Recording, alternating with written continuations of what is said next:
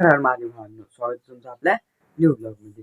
आज भाऊ तुम्हाला तर माहिती आहे, दोन दिवस झाले आपली आई आणि छोटी बहीण आपली मामाच्या गावाला जायला. तर म्हटलं आता 9 वाजले भाऊ, पाहून घ्या आता किती वाजले.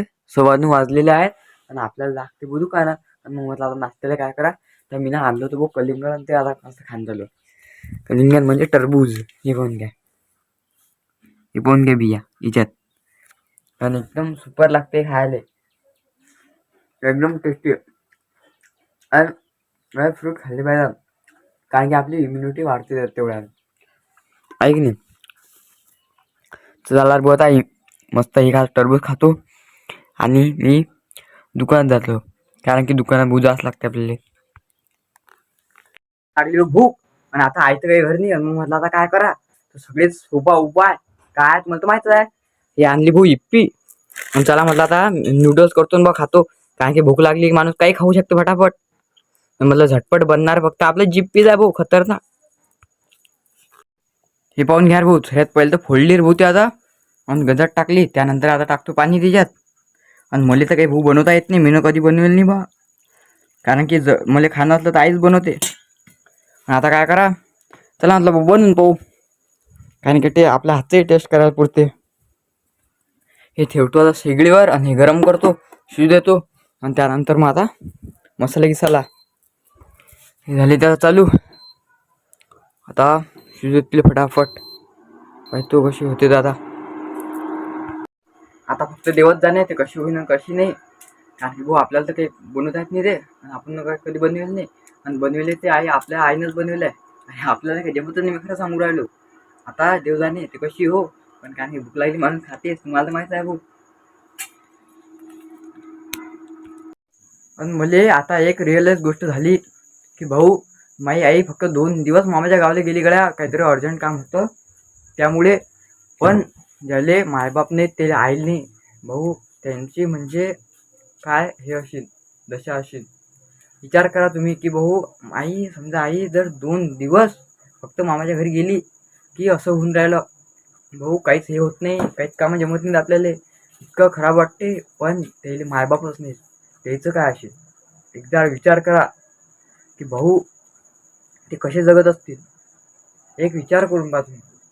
अरे बुवा हे शिजली बुवा आता आपली मॅगी आणि त्यावर आता हे करू राहिलो मसाला टाकू राहिलो कारण की मसाला इज मोस्ट इम्पॉर्टंट त्याच्यात मॅगीसाठी. होऊन घ्या.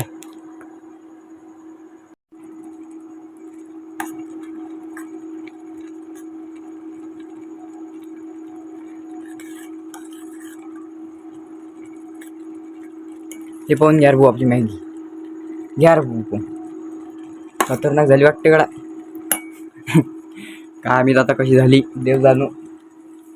सगळ्यात पहिलेच द्यायचं होता मीठ, मिरकूट, थोडंसं मिरकूट टाकतो आणि थोडंसं तिखट पाहिजे आपल्याला.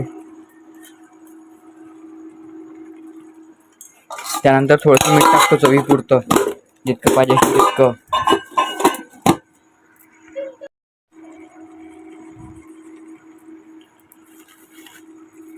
मीठ टाकलेलं आहे त्याच्यात उसक झाली हो आपली मॅगी. हे टाकू आता त्याच्यात. करा की मोठी झाली हो आपली मॅगी. हे टाकू आता त्याच्यात. करा की मोठी.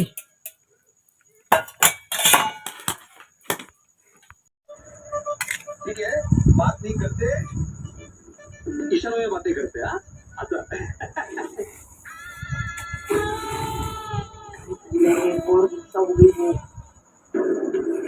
बाबा ये गलत है.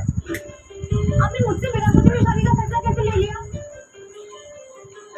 सोनू आणि मी जितका विचार केला होता त्याच्यापेक्षा सुपर झाली रूम मॅगी. एक नंबर झाली खरंच म्हटलं कारण की मी इतका विचार केला होता की भाऊ इतकी चांगली बनली. आणि पा तारक मेहता चालू आहे आपल्या टीव्हीवर आणि मॅगी एक नंबर फील होऊ राहिला भाऊ आणि एक नंबर वाईफ जुळली आता. चला तर भेटू अशा न्यू व्हिडिओमध्ये.